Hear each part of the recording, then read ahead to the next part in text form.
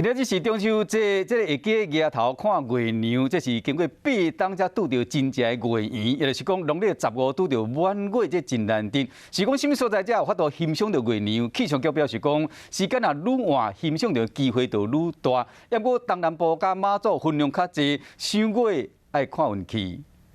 中秋看月娘，月圆人圆庆团圆。原本的一天自日出开始，该亮眼的人全部拢伫家人岳母山来看这粒火红两人组。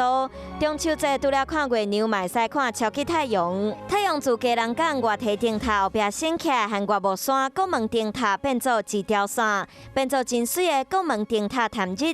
就算无专业的亮眼机，直接看嘛看有。中秋节依然有好天气，各地高温有30度。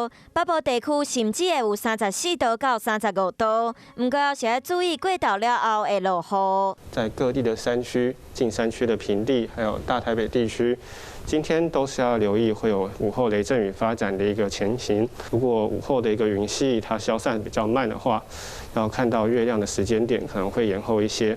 今仔日到深夜之前，要是有机会看到上午的风采。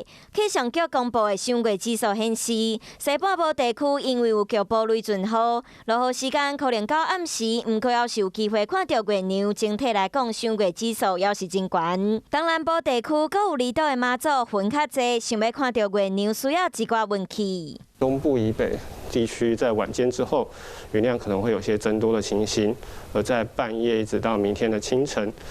也可能会有一些零星短暂雨出现的一个现象。另外就是在东南部跟马祖地区，可能也会有一些局部的短暂阵雨。天气到摆时，阁会有一寡变化。东北风会流啊增强，东半部和大台北风头面地区会有局部短暂阵雨，其他地区是侪云到好天。不管安怎，今年中秋大家爱好好欣赏，因为今年满月拄到旧历8月15，是过8年的真月圆。若是幸运，阁会使翕到和灯塔做伙出现的灯塔探月。